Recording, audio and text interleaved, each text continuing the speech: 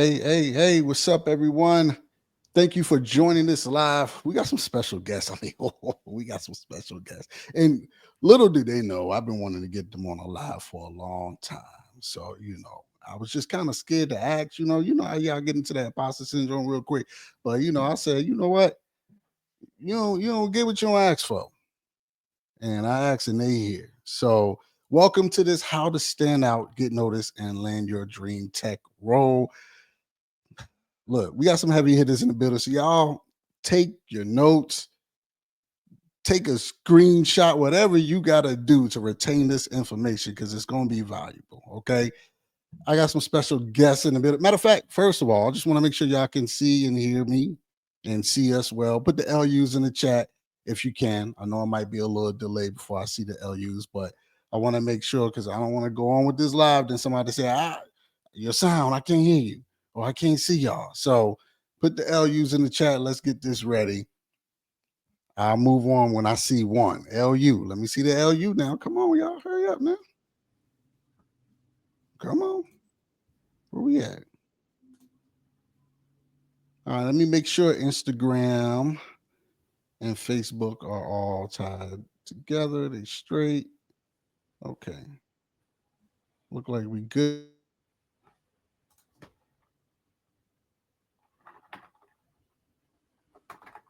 In here. So, two special guests. All right. Two recruiters that you have to know. And they've been putting in work and doing a lot of content to help you really be successful on your own terms. And I want to introduce y'all to some special ladies that really I follow, and I've been, getting a good point or two from their content as well. So first, she go by recruiter cousin. Y'all might know about that, right? So I want y'all to give it up for Chenae Erkerd. What up, Chenae? How are you? Good. How y'all doing? Wait, he went away. Oh, we lost him. No. Well, hey y'all, hey. For those of you who are still here, I'm Chenae Erkerd, recruiter who has experience in higher education, healthcare, and tech. So I do a little bit of as much as I can. Yeah, looking forward to giving some sound advice and hopefully can help you all in job seeking. And he's back. Thank you Welcome for back. holding it down. Listen, I y'all. got you. Hey, look, I'm gonna tell y'all right now. I'm just keep it real because y'all know this damn computer or this damn internet has been messing up all day. If y'all see me flicker back in and out, hey, just go with the flow. But we're gonna try our best to make sure everything is on point. All right. So the next special guest I got, I've been watching her. But you've been doing recruiting for Meta, I believe. You doing content now for Teal. So y'all give it up for Madelyn Machado. What's up? How are you? Hi, I'm good. I'm happy to be here. Thank you for inviting me. No, thank you for coming. Thank you for coming. I'm just super excited just to get everybody this value. So we gonna kick it off. We gonna go dive into the meat and potatoes. I still didn't see any LUs in the chat, I but see a bunch of U's. We okay, saw all the right. So LU. maybe Bunch of because them. I had to bounce off, come We back. got y'all. Okay, we saw the LUs. We We got can y'all. vouch Cool, for the cool. LUs. So we're gonna get into the meat and potatoes. I'm gonna start with you, Chenae, first. What are the biggest mistakes job seekers make when they're trying to stand out on LinkedIn? Yeah. Interesting. I will say, and this is just my opinion, speaking for myself. One of the things I think the biggest mistake could be is that the lack of preparation. So there's a difference between standing out, right, and wanting to be seen by a recruiter and hiring manager, which is, I think, at this point, everyone in the world who wants a job wants to be seen by a hiring manager or a recruiter. The problem is when you want to stand out, but the lack of preparation, meaning you're not really ready to interview for a role, for the role that you're seeking to go into, or you're not even prepared to talk to the recruiter. And there is a standing out and then being able to talk to a recruiter. There is an art to that. I've found out as I've continued to recruit over the years that a lot of people don't understand. So some recruiters don't like for you to just shove your resume in their face without them requesting it. And some people don't understand that with certain organizations that they're working with, shoving your resume to a recruiter, especially if they're working on their work computer, can be seen as a security issue. So there are times when people aren't prepared in terms of building an organic relationship and actually just positioning themselves to go into a position. So I would say that for me, that's what it is, just like a preparation. Okay. And I want to add to that because I think preparation is key or key. Um, what a lot of people are scared to do is I think the more you teach on the subject, right, the better you can understand it. And I think a lot of people don't understand how powerful the brand is right now, Yep. right? How powerful you building your brand. The I just talked to a gentleman the other day. He was like, "Yeah, I'm going through this program. I've been doing these projects, man, but I can't post nothing, man. I That's out of my comfort zone." I'm like, "Well, you don't want the opportunity, brother. That's just what it is. Because how are you gonna sit there as a business, right? I try to get them to focus on that they are a business. Really, you're not. I look at it as you're not an employee looking for a role. You're a business looking to land a client, right? Yep. And as a business, if you're going to invest money into your product and service, why you're not going to invest money into marketing? That don't even make sense. You know what I'm saying? You have to market yourself. People have to know you. So even getting out of your comfort zone, sharing some things that you just learned and just teaching it. And I think people are scared to do that because they're scared of saying something wrong, showing something wrong, and they think somebody gonna be like, "Oh, that was dumb as hell," and laugh at them. But Mhm. I haven't seen that yet. I haven't seen no one chastise someone trying to learn something because they got it wrong. I think what people are scared of mostly, and this is what the conversations I have, is that they don't want to start posting. They're like, oh, now my boss knows that I'm in the Mm, market. Because the only reason you're on LinkedIn is to look for a job. If the only reason you're on LinkedIn is because you want people to reach out to you for jobs, then if I start posting on LinkedIn, then that means my boss is going to know immediately that I'm looking for a job. And I try to like break their mindset around that because it's not LinkedIn is now just a social networking site, right? Like it's not just a job board anymore. It's like way bigger than a job board. It's actually my least favorite job board. yep. So when I think of using LinkedIn, I don't think of it as something that I'm doing to get a job. I think of it as exactly what you said, like just branding, just personal branding. Now it's nice. It's going to be very crucial when you are looking for a job. But as soon as they stop obsessing over the fact that, oh, now my boss is going to think that I'm looking for a job, and realize like this is yours. Just like if you could post on Instagram or Facebook or TikTok, you can post on LinkedIn because that's exactly what it is, a social media site. Absolutely. Because their job is not going to look at, let's say you do mechanical engineering. I don't know, right? Just for lack of a better thing. And you're starting posting things about databases, Python, and cloud. Your boss is not going to look at that and be like, "Oh, John's trying to switch and fire you." They don't know what you posting it for. Maybe you like to learn that stuff. So maybe that's a hobby for you or whatever the case may be, and you're just trying to build your brand and just learn and be known for that. But at the end of the day, we're doing ourselves a disservice by not putting ourselves out there on LinkedIn, and that's the fact of the matter. So put your hands up in the chat. I want to see how many of you out there. Put your hands up in the chat if you're scared or if you have been scared to post and brand yourself out there on LinkedIn. I just want to see how many people out there right now before we go to the next thing. So this next question for you, Maddie, if you don't mind me calling you Maddie, um, what what are some things or some ways candidates can differentiate themselves in the crowded job market right now? Because that's the key. Everybody's talking about tech is saturated, the game has changed. What can they do? Yeah, so my advice is always practical. Not everyone loves it, but I'm gonna be honest. The best way to stand out is to be qualified because most people who apply are most likely not qualified. So apply to jobs that you're qualified for. And then when you apply to jobs that you're qualified for, make sure you're applying with a good resume. It doesn't have to be a professionally written resume. You can use ChatGPT. It doesn't matter. but it does need to be a good resume. It needs to explain like what exactly it is that you're doing and the language that hiring managers and recruiters want to read it and hear it and accept it. So if you are writing things as just like a list of duties and responsibilities, depending on the level of the job, that's not going to stand out to someone who is showcasing like measurable results and using all the keywords and jargon that you would be using in that resume. Because I think my thought process as a recruiter is if you're doing this work, then it would naturally just show up in your resume because there's no way you can do this work without mentioning these things. And if you're not mentioning them in your resume, then you're not doing the work at the level of which the hiring manager requires to do this job and to get this job.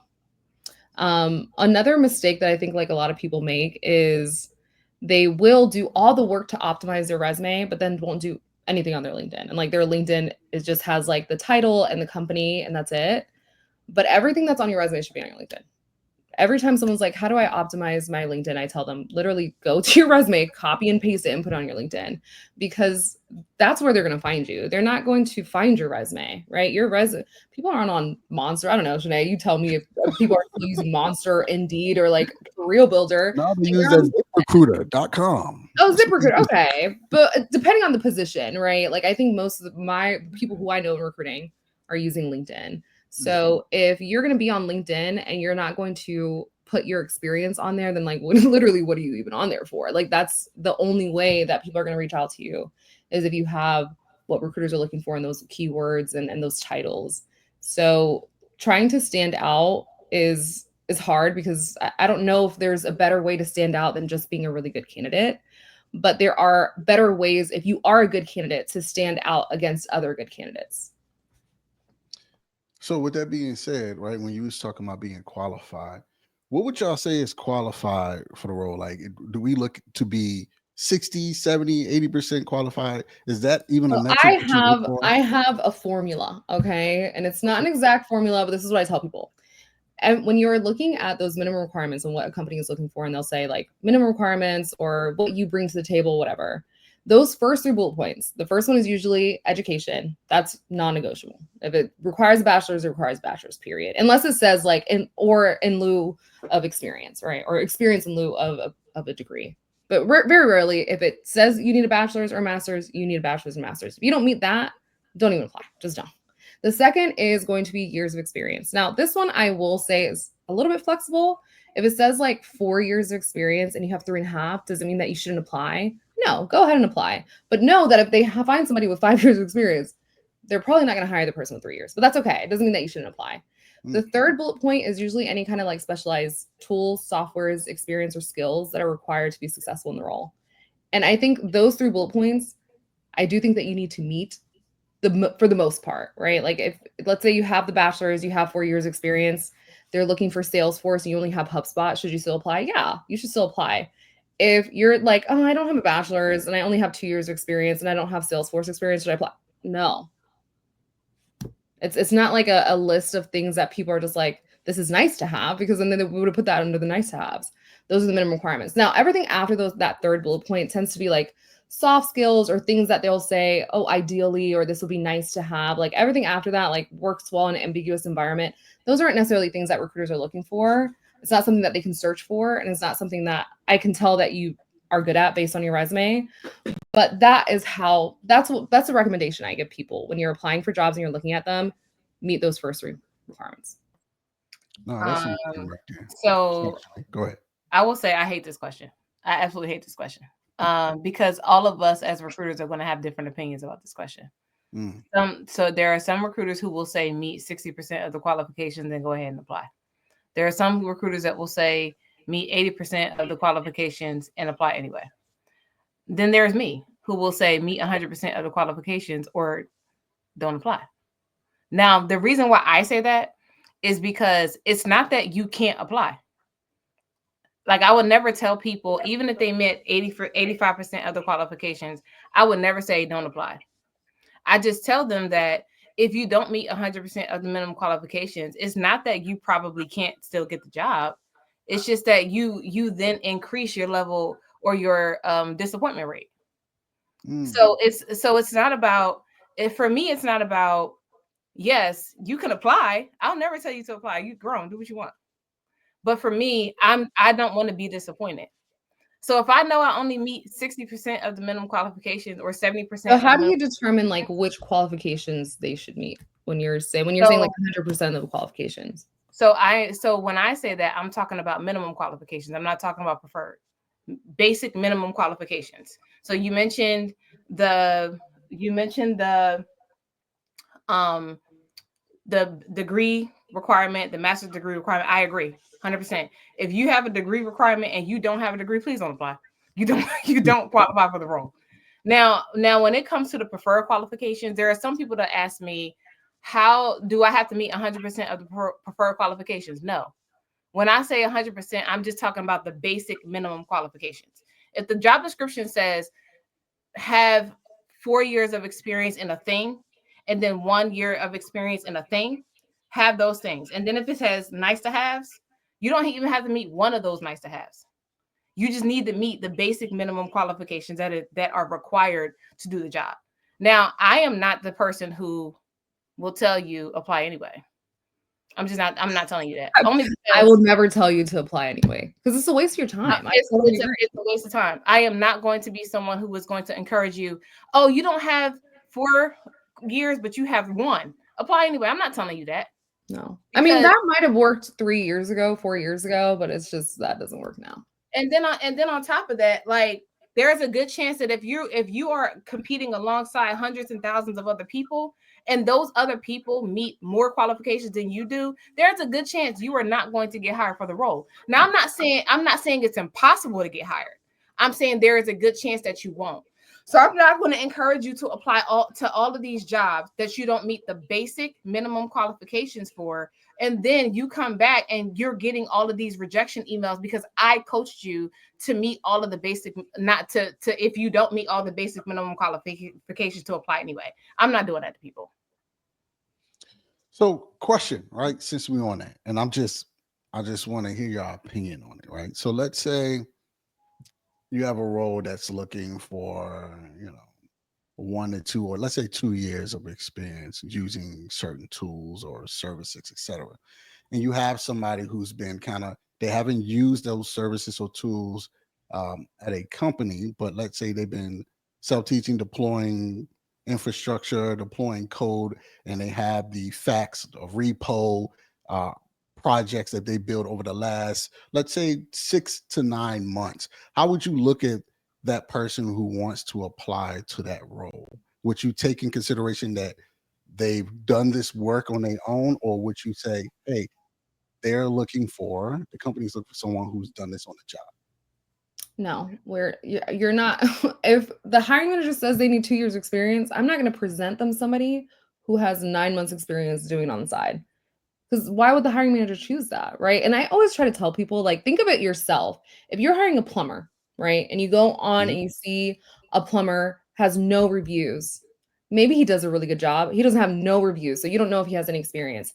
Versus someone who has 500 5-star reviews, and they're the same price. Why would I go to the person with no reviews and there's no proof that they've done this and they've done it well? Versus this other person who there is proof that they've done it and they've done it well, Mhm. or an electrician, right? Like these are really important jobs. You would not skimp out on someone with experience to do the electricity work at your house. Why would a hiring manager skimp out on experience when it comes to things that are just as important for the company? No, I like that. Thank you. Thank you so much for answering. Um, Now, when it comes to really LinkedIn, I know y'all use back end tools to kind of search for candidates in LinkedIn. What makes a candidate LinkedIn profile stand out to you when you're looking for um, people to fill certain types of roles? And I know you might use a certain service in the back. How does that look to y'all? So I do a few things. If I'm using LinkedIn Recruiter, I'm looking at both LinkedIn Recruiter, which like what's visible on LinkedIn Recruiter. I'm doing Boolean searches and all of that on LinkedIn Recruiter, but I'm also looking at your public profile. I'm not looking at your public profile for content, like for you to be posting. I'm not looking for that for me. I'm looking to see if your public profile is finished. So Mm. there are so many people on LinkedIn who created a profile, but it's either not updated or it's not finished. Um, and what I'm looking for, so there have been times when I've sent LinkedIn profiles over to hiring managers just to get a feel to determine if the hiring managers are interested before I reach out to the candidate. And the reason why I do that is because I'm also someone who I don't want to get your hopes up as a candidate. Um, in order for them to the hiring manager to say they're not interested, and then all of a sudden, um, the candidate's disappointed. I'm all about the candidate experience and the hiring manager experience equally, right?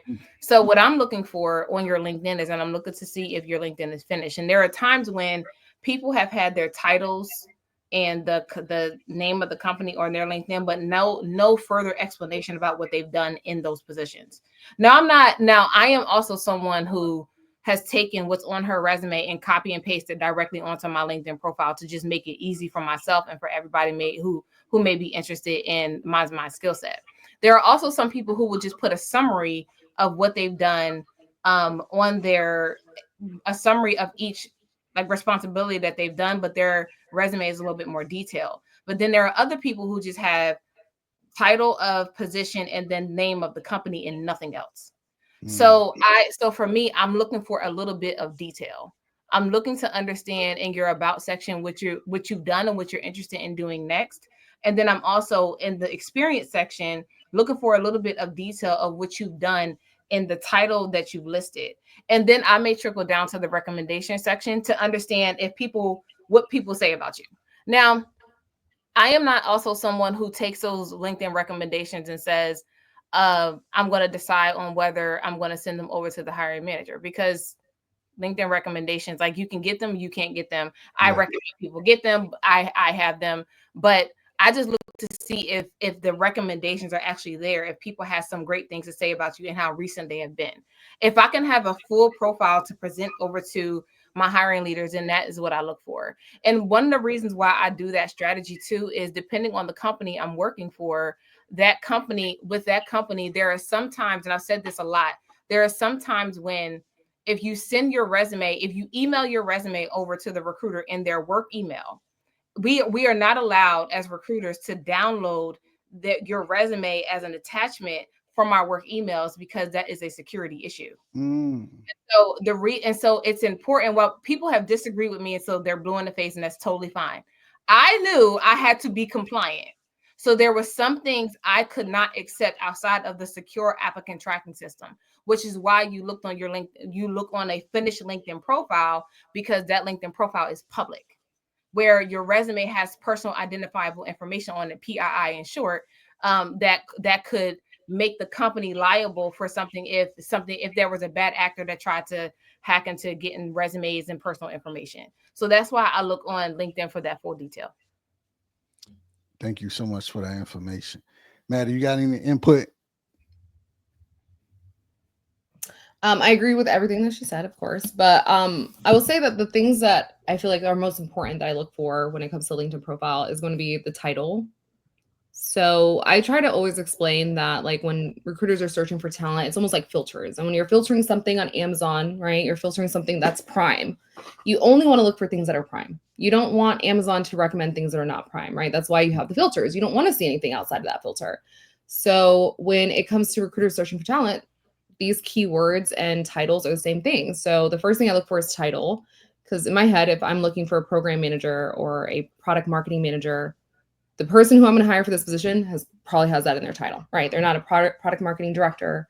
They're not any other kind of fancy title. Like, they have the title that I'm looking for. And if you have that title, you're probably doing a lot of the work that you'll be doing this position, and you probably have those keywords. Then you add the keywords, and those are just more filters, right? And so it goes from 2 million people in your search to 100,000 in your search, and you add the more filters and keywords that you add, the smaller that search gets. And just like you and I, when we're on Google, we're going to go on the first page of Google. Maybe we're going to go on the second page. Very rarely do we want to go past that. Recruiters are the same way, right? So LinkedIn will show us the people who are the most relevant based on who has those keywords and who has those titles. And whoever has those keywords the most, whoever is also active the most on LinkedIn, whoever is responding to LinkedIn in-mails, because we don't want to waste our in-mails. People who've applied to jobs, people who are open to work, like all those things bring people higher in the search. And so when they're higher in the search, those are, in my head, I'm like, okay, these people are the ones who are most relevant. And if you don't have those keywords, you could be the perfect fit for the position. But if you don't, just like any other thing, if you're going to be filtered out. Right. You won't So how win. am I supposed to know that you're a good fit if you don't have these keywords? Because in my head, this person doing this work would have these keywords. And the keywords that we're looking for are just they're on the job description. So they're not secret. We're telling you what we're looking for. So you want to make sure you have the right titles. Don't get creative when it comes to your title, and make sure you have those keywords that you need for the position. Not only do you have them in like the skills portion, which a lot of people do, you want to actually have it in your experience. You want to have it in under the jobs and like those bullet points. You want to have it in your about me section, because the more keywords that you have, the higher your pull in people's searches. No, thank you so much, ladies. This is valuable information. Hey, if this is valuable information, put the gems in the chat too. We want to make sure we giving y'all the right game so you can change your mind frame on how you go about applying for roles and how you go about just sprucing up your LinkedIn profile so you can be found by recruiters that are looking for people just like you.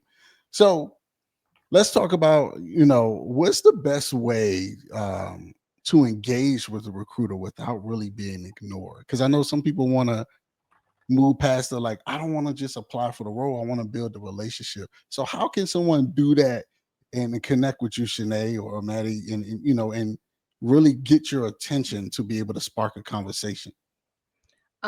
So for me, I actually wrote a DM template because I started getting a bunch of DMs that, okay, y'all hear my heart when I say this. I promise I care about your life. I promise. I care about your background. I care about what you did in college. I care about your firstborn. I care about all of it, right? I do. I care that you like long walks on the beach. I do. I just don't have time to read all of that when I have so many other DMs to get through, right? So I am someone who I would literally say all you need to say, and some recruiters even said I want it shorter than this message. I wrote a DM template that pretty much said, "Hi Chenae, I hope all is well." And if you've ever gotten a message from me, I literally say, "Hi, I hope all is well" in every single message that I have. So, "Hi, I hope all is well. My name is Chenae Erkerd. I applied to the company that you work for, rec number 123456, or job number or job ID 123456. I'm not sure if you're the person who's assigned to this role. If you're not, I apologize. Do you mind sending my LinkedIn profile link over to the right person? If you are, do you mind taking a look at my qualifications and to determine if I'm an ideal fit for the role?" I did officially apply using the official application on the website. I also understand that you probably can't give me the name of the person who's assigned if it's not you, because confidentiality is a thing. I would just appreciate pushing my name forward so that someone can review my qualification shortly. Thank you. Simple as that. Like, get straight to the point. But the confidentiality part, the reason why I asked for it is because it shows that you care about the person's time. And making it as simple and as straightforward as possible, always it also helps us understand you care about our time. I've gotten so many novels of messages, and I'll scan the message to find the ask. I'm literally looking, I just need the ask. Because at this point, Yeah. we're on LinkedIn. Maddie said we're on LinkedIn. We're literally, this is a platform where clearly you're on LinkedIn because you need a job. We are recruiters. If recruiters feel some type of way that the only reason why you're reaching out to them is because you need a job and they're a recruiter, I personally don't understand that. We're recruiters. This is our job. This is what we're supposed to do. And we're on LinkedIn. The purpose of getting a job, the platform to get a job. So I am not someone who, if you reach out to me for the purpose of helping you, that's what this platform is for. I don't take that personal. So that's why I tell people to get straight to the point. Because again, while I genuinely want to hear about your life story and what your child ate for breakfast this morning, I just don't have time to read that entire thing. So I just need to get to the ask. And then once I get to the ask, then we can figure out if I can help you. Yo, now I that's love funny that. because y'all are recruiters and I get that. So like people will give me a long story and they'll send me a resume over so I can check, and they'll say, "Can you look through my resume and then tell me what jobs that I can be qualified for to apply to?" And so I definitely So feel I think like when people reach out to, it doesn't matter if it's you, a recruiter, or whatever. Like, don't ask people things that, and this is in life, that you can chat GPT, because that is a question you should ask chat GPT. Like, why would they ask you instead of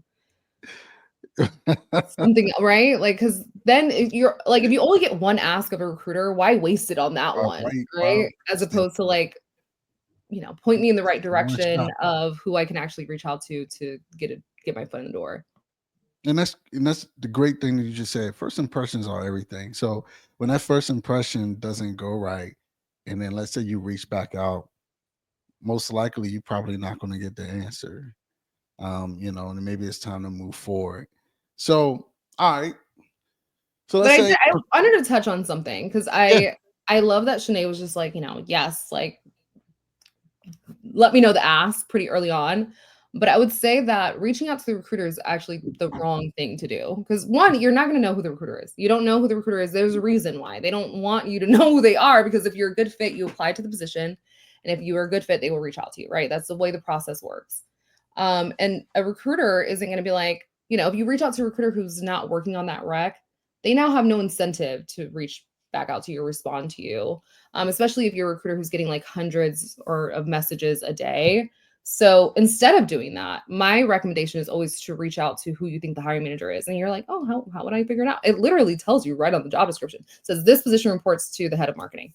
All right, then go on LinkedIn and look for the head of marketing. Don't go on LinkedIn and find a technical recruiter, because that's not going to be the recruiter for a marketing position. So reach out to the hiring manager, reach out to someone who's going to be on that team, reach out to people who are on the marketing team, like who would be your coworkers. Because the reason why referrals are important, and the reason why they have any kind of substance at all in corporate America, is thinking that I would never refer somebody for a position on my team who's not going to do good work. So if you're referring somebody for another team and it's not your team, it's not going to have as much weight to it as opposed to this is someone who I'd be working with. And I would not refer somebody to this position unless they did good work, because then that means I'm going to have to do more work, and I don't want to do that.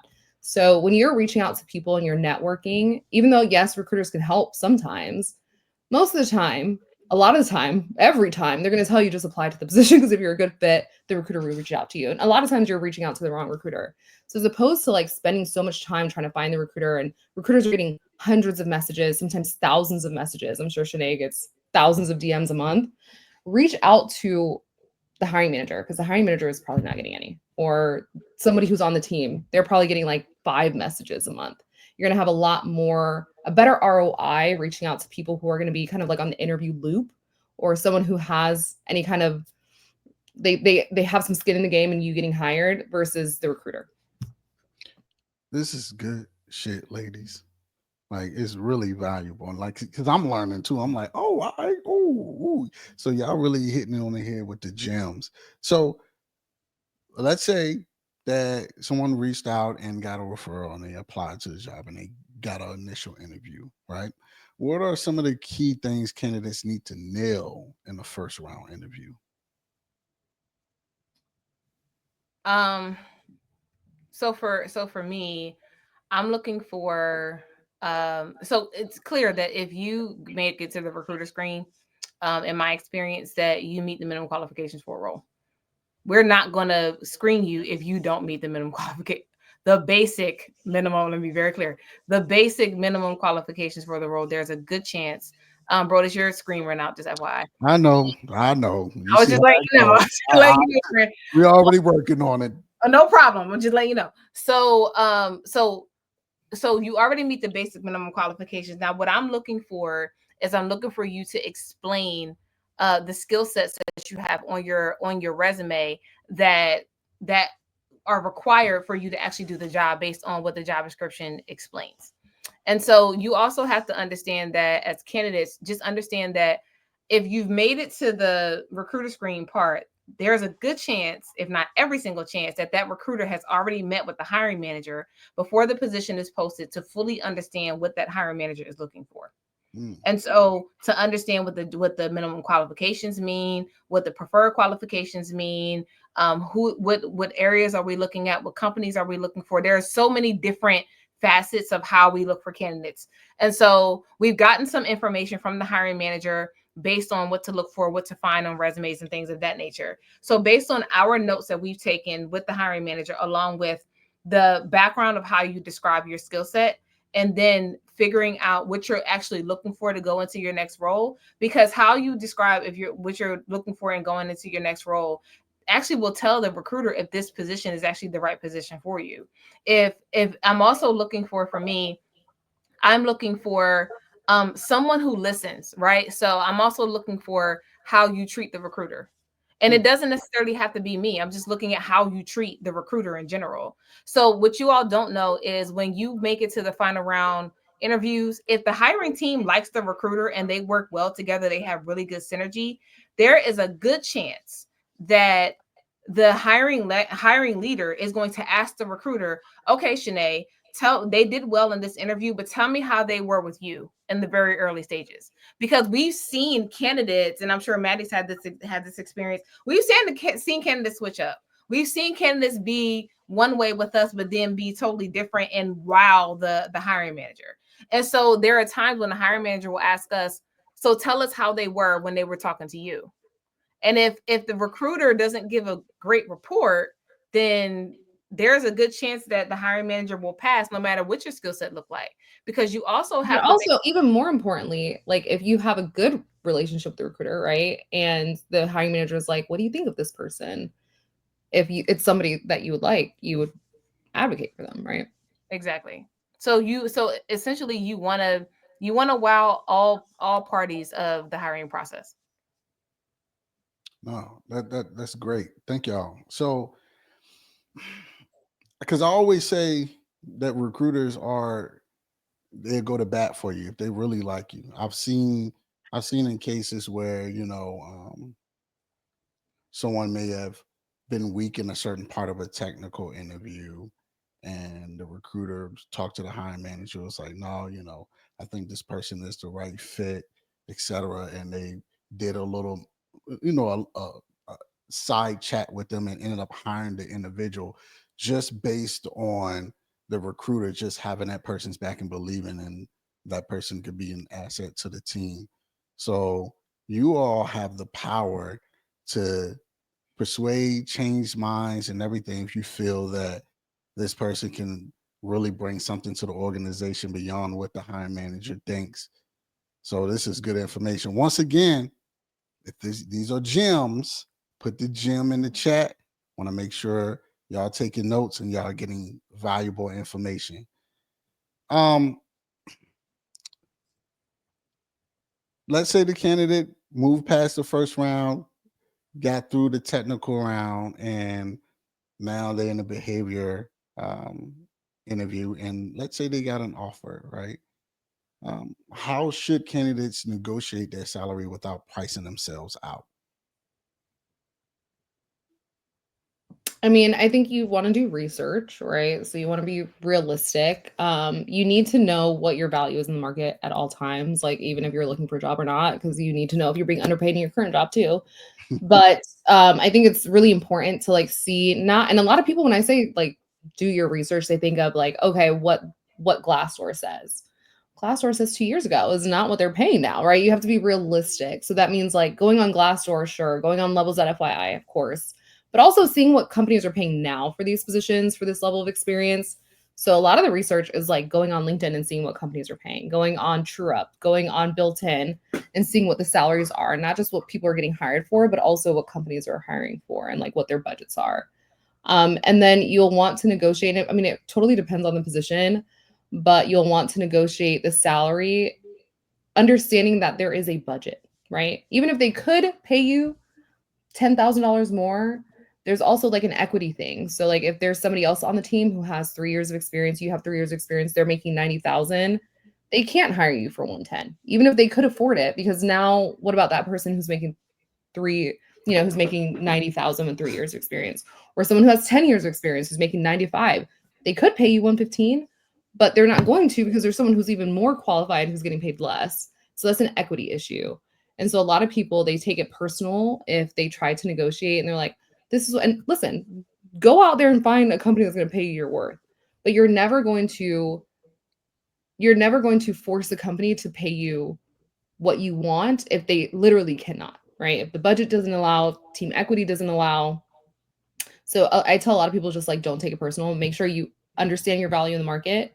When you are negotiating, I tell people just treat it like a conversation, because it is. The way that I explain it is like as if you're going to the register and you're asking the girl at Bath and Body Works if she has any coupons. Are there any coupons? And she's like, no, there's no coupons. You're not gonna be like, oh my God, I'm so insulted that there's no coupons. You're just like, oh, okay, just thought I'd ask, right? So when you're negotiating with a recruiter, you do your research, and you come to the conversation, like it's a conversation. You're just like, oh, just want to see. Y'all got any more money for me? They're gonna say no, or they're gonna say yes, or they're gonna say maybe, right? Or they're gonna compromise and see where they can meet you in the middle. But you shouldn't take it personal, because I promise you the recruiter's not. It's not my money. I'm not taking it personal. If you want more of it, I would give you more if I could. It's not mine. I can't. But a lot of people do take it personal, and they feel like, oh, this company doesn't want to pay me my worth. Sometimes they want to, they just can't.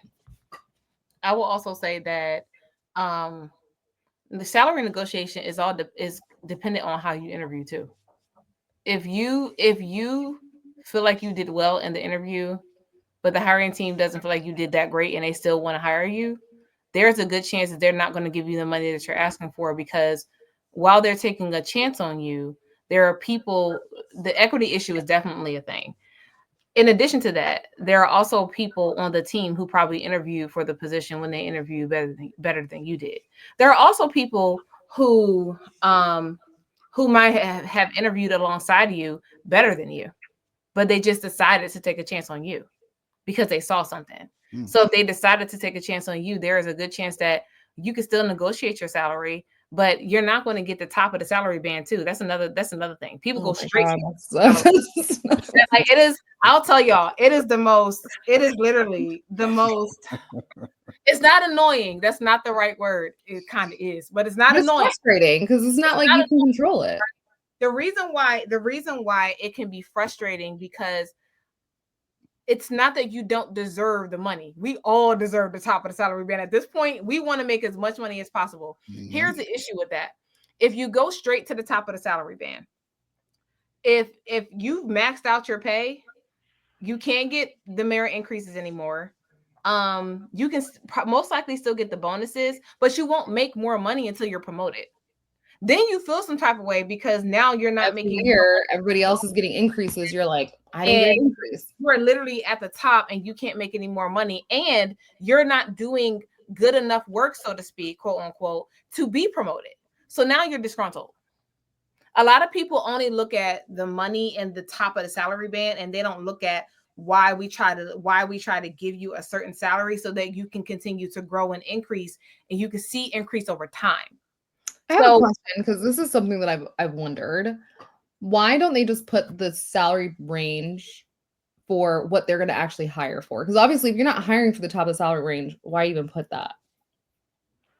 Above my pay grade. I just be honest. I don't have the answers either, but I'm just always curious, like if it's something that someone's ever shared or like a. So I will say it is confusing when you see job descriptions that, because it's not just one company. A whole bunch of companies will list the salary band for their job descriptions. It's also law in certain states that they have to. Now, in addition to that, you'll see a salary band that'll say California. It'll say Colorado. It'll say New York. The reason for California and New York and Colorado specifically is because it's the law in those states to actually post the salary transparency statement. Now, what most people are doing is they're looking at those salary bands and they're basing their salary expectation off of those states when they live in South Carolina. Right. And a lower. I'm looking at San Francisco. I'm in Tampa. Like, okay, yeah, I should make $250,000. You're right. Thank you. And now don't get me wrong. There are companies out there that will let you live in a South Carolina or Florida and pay you California money. Right. But then there are other companies that will see that you live in Florida or South Carolina and pay you Florida and South Carolina money. Yeah. So it's not so to all of that to say, it doesn't seem fair, so to speak, but the reality is I personally think they give you a long salary band because they have to cover every single state. Oh, okay. That's my assumption. Okay. Y'all, everybody that's OFCCP, we're quoting her. All that, please post it on LinkedIn tomorrow. It's law. I'm wrong, but my assumption is that I feel like they have to cover. By law, they have to cover every single state. I don't know if that's the law. I'm guessing, just FYI. But I think that could be a reason. Is the law that they have to post the whole salary like whole salary band or just post the salary, like for the Salary Transparency Act? I will I have can to chat GPT that later, girl. Sorry. So sure. let me ask you a question that I think a lot of people deal with. So let's say in the interviewing process, right? They've done the research, they see what range they should be getting paid, but let's say there's no transparency with the salary with the company they're interviewing with, and the recruiter or whoever asks them, hey, what is the salary you're looking for? Now we hear different things on how to answer them. Some people say you shouldn't answer, you should kick it back to the recruiter or whoever asks you that question. Some people say that Rhoda, you about to make our jobs hard with these questions. Yo, I'm sorry, yo. I'm sorry. But that's a question I know I get asked a lot. And it's really like, how do you answer that? How do you, because I think the fear on the side of the candidate is I don't want to say too much, and they be like, oh no, we can't do that anyway. Sorry. The recruiter will tell you, right? Like if it is too much, they're going to tell you, oh no, we can't do that, period, right? Because it's just money. We'll Like tell you early too. We'll tell right. you early. I'm not gonna wait for you to interview and be like, oh, I hope that you had a great interview. We're only paying 80,000. You're looking for 120. Like now everyone's mad at me. I didn't do my job right. What I tell people is when you get asked that question and the salary is not listed on the job description, simply ask the recruiter, I didn't see the salary listed on the job description. Can you share the budget? They're not going to, because if it's not on the salary, it's not on the job description. They probably are not required to. Maybe there's a policy around it, but there are some states where they are required to tell you. Anyways, if you ask, so just ask. Who knows? Maybe they'll tell you. Maybe they're like, oh, we meant to put the salary on there and it's not on there. That's crazy. This is a salary range. Most of the time, they're not going to tell you, right? So then they're going to say, it's dependent on years of experience and location. This position is remote. There's so many factors that go into salary.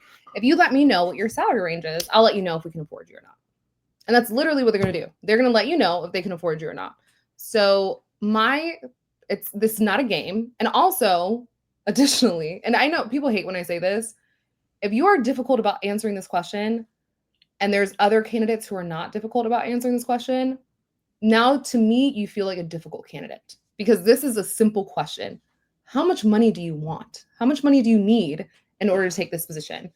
And if you're like going back and forth with me, and at this point, I feel like it's going to be difficult. And I'm very rarely wrong. The candidate who's difficult about answering this question is also difficult the rest of the process. So just tell them the number, because the recruiter isn't going to write down a whole reasoning of why you should. Like based on my market research and based on her market research, she wants to get paid $95,000. Based on her 5 years, no, right? The recruiter's just sending over the number. They're already pitching you. They have a whole pitch, so you don't need to pitch yourself. They are responsible for writing the pitch. They're going to pitch you to the hiring manager. But the one thing that you need to be prepared to answer out of all the questions is that salary question. You're not going to move forward in any process if you're not answering the salary question. And also, as a human being, as an adult, as a professional, you need to know your prices. Because you think about like when you're shopping out, imagine you go to a grocery store, everything is like, you got to go to the register to find out the price. Would you ever go back to that grocery store again? No, you're never going back. That grocery store is never going to see you again.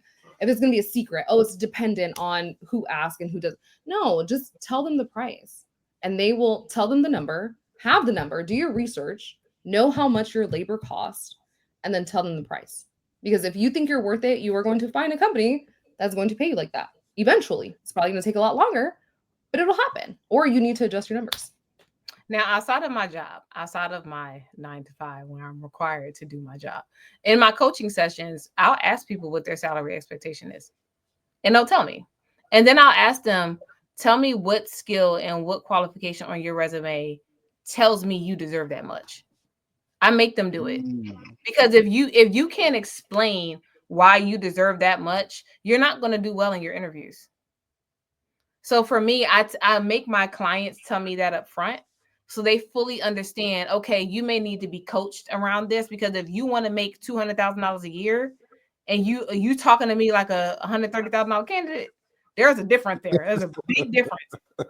And so when you work with some of these spaces with some of these people, and as many candidates that I've seen interview, there are many people who are expecting a certain amount of money and they interviewed and they did not interview based on the amount of money they asked for. So now we as recruiters, we say that and we become the worst people. We become biased. We become all these things. But it's the truth. Let's have a real conversation. If you want to make $300,000 a year, does your skill set fit $300,000 a year? If it does, great. If it doesn't, let's figure out what's realistic. Right. Who you There need is to there, become. to me, there is no, you're not lowering your expectation. I need to understand what's realistic. When I first transitioned into tech, told me they wanted to make $65,000 a year. I think she was like very early in her career. She told me she wanted to make 65. So I said, okay, what on your resume says you deserve $65,000 a year? She got offended. And I was like, you got offended by that question?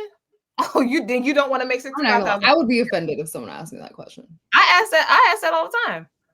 Because as a recruiter, you ask a candidate what on their resume. Not in my 9 to 5. Oh, okay. I wouldn't ask that at my job.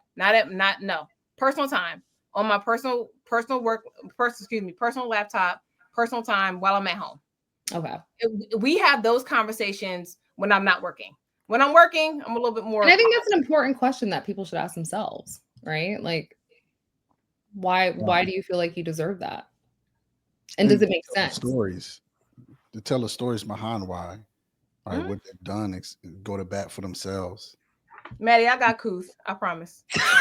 Like, man, she is tough. I just out here just asking. I feel like if someone said that back to me, I'd immediately cry. I'd be like, I don't know. I do that in coaching sessions. I do it on purpose. I'm hard on people in coaching sessions on purpose because I feel like if you're offended by me asking that question in a coaching session, you're gonna be offended by some of these people in these big companies, these big enterprise companies. Oh, you're gonna be very offended. Because I will say, when I negotiated my salary at Meta, they were like, well, why? Why should we do that? Why should we give you $5,000? I was like, $5,000? Y'all are $1 trillion company. Why are you tripping over $5,000? But they literally made me defend why I wanted $5,000 more. And had I not been prepared, I would have lost out on my money. Huh? If you couldn't do that, they wouldn't have paid you that. Right. So I do it early. We're going to do this early. So on the road trying to get that bag, right? Trying to, bring your number to make sure you get it in the interview, and you're interviewing and you're talking to several different people. How important is a follow-up email, what you say in this sequence? I think it depends. To me, that's subjective. It's going to depend on the company. Now, I would 100% encourage people to send a follow-up email. Not necessarily. I think it's more of a strategy to keep you on the radar of the people who are hiring, right? Mm-hmm. It's not y'all, please don't treat follow-up emails as butt kissing. You're like, please don't treat it like that. It's more of, you can imagine how many other people are interviewing alongside you or who may be being considered alongside you. And you don't just want to leave the visibility or off of the mind of the people who are making the decision. So when you follow up, you go, oh yeah. Email? Huh? Like a thank you email? Yeah, like a thank you email or just a follow-up that they're still interested in the role. Because there are many times when I've gotten follow-up emails and asked if I could forward to the hiring leader because it's been a while and all of that kind of stuff. So it for me, it just shows the hiring team that you care. But I really don't want you all to treat it as like butt kissing, because you're not. It's just keeping yourself on the radar. So I'm gonna ask a question of, let's say a person interviews, right? And let's say they didn't share or talk about a certain thing that's important to a company, like a skill set, and they just kind of blanked out. How people get nervous sometimes, etc. Would you say is it appropriate to then send a follow-up and say, hey, Chenae, as we went through the interview, I found that, I forgot to talk about my experience doing this, and this is, my experience using XYZ and how it could be an asset for the company. How would you suggest somebody to do that? Or is it, if they didn't take that opportunity to talk about it, their shot is blown? I would say the only times I've seen a follow-up email make a difference is because a candidate did exactly what you're saying. So like, or not necessarily just that, but like they remember something that a hiring manager said or mentioned in the interview that they didn't have a chance to speak about, and they follow up about it. And hiring managers are always so impressed. Like, wow, this person remembered. It could be something small. Like, it could be like this person, they told you that they were going on vacation to the Swiss Alps and they just wanted to see how the vacation went or whatever. Or they talked about like this issue that they were having. And then afterwards, after the interview, I went to do some more research and here are some possible solutions. Like those things to me, more than a thank you email, it is like I'm invested in the team's success and the company's success. And I think that does more of a difference than just sending a thank you email. A thank you email is fine, but I think it's more powerful in the way that you, of course, try to talk about those things in the interview. Don't wait until afterwards and be like, oh, I could just send an email about that later. But if you don't get a chance to like speak about something, or if there was something that you spoke about and you want to explain further or dig a little bit deeper, I think an email can make a difference. I've also had it happen on the flip side. So I had somebody who she didn't have like a skill set on her resume, but she actually did the work and she actually had the skill set. She just left it off. And hiring manager was like, does she have this skill set? So I went and checked with the candidate and she did have that skill set. So she sent like a follow-up explanation. So what she did was she summarized her experience in that specific skill set that the hiring manager was asking for. I sent that summary over to the hiring manager, and then the hiring manager decided, actually, yes, let's move forward with interviewing that person. So I've seen it where they didn't necessarily talk about it in the interview, but they left it actually off of their resume, and the hiring manager still gave them a shot because they actually took the time to summarize it. This has been a super packed hour. Like y'all just been dropping gems after gem. And really, it's small. It may be small to y'all because y'all see it all the time, every day. But I think even with me, you open up my eyes, and I know you open up some eyes that's looking at you on Instagram, LinkedIn. Yeah, I'm going offline. Y'all see me, no signal, but y'all can still hear me. I'm tired of dealing with this damn camera, and we ain't gonna cut it back on. All right, so that's what it's gonna be. But I really, really, really so grateful that you ladies joined me tonight to really just give people some information and show them the right way. Show them the way you think as a recruiter, what you're looking for, and how they can present themselves to better their chances of landing a role, and also what they can do in an interview. The salary was one of the most important things. Is obviously we don't go to work for free, right? So we want to see how we can place ourselves in a predicament to really get the salary we want, or bring ourselves back down to reality to where we are and just say, this is where I'm at and I need to become who I need to become in order to get that bag. But I So want to be very clear about that, Brodus, because yeah, again, we are not telling you to relax your standards in money. We would never tell you that. It's just that when people go to the top of the pay band and they are literally at the pinnacle of the pay band where you can't go up no more, we're doing you a disservice. And so, but you also have to think about if there is a certain amount of money that you want to make, it may not be in your base salary. It may be in other ways. It may be in your stock, or it may be in your sign on, or it may be in the vacation that you're looking for, or it may be in some of the benefits that you're looking for. So it's a lot of places, depending on the industry and the company that you go into, where your money is just divvied up and disseminated somewhere else. But I don't want people to be so hung up on going to the top. I actually saw a recruiting manager in here say it is annoying from a recruiter's perspective when a candidate goes to the very top, and that's just not realistic. Now, that's not to say that a company will not offer you the top. I've seen candidates and I've heard of candidates that got offered the top of the pay band, and I completely understand that. But they also understand that if they were given the top of the pay band, they cannot increase their salary after that unless they're promoted. So that's just that is definitely something that you have to consider. But just understand that there is a good chance that you just not gonna get the top of the pay band. We are not saying that you should relax your standards and you don't deserve it. Nothing like that. It's right. just it could very well be a big equity issue. Yeah. So I mean, it's right now is, hey, you can get it now, but there's no more room after this. It's a wrap. And the only way to go if you want more is to get out of that role or get out of that company. And I'm for it, right? I'm for making the most money that you possibly can. But one thing I am for as well is proving that you can get it, proving why they should spend that money on you. Because once again, You are a business looking to land your best client. And if you're charging premium prices for your service, you best be bringing that premium work as well.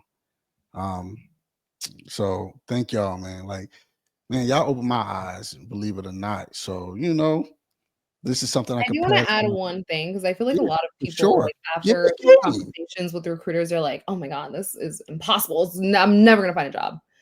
I will say that it's not easy. Okay, it's not easy. It's simple, but it's not easy. You have to be consistent, and you have to be consistent for a long time.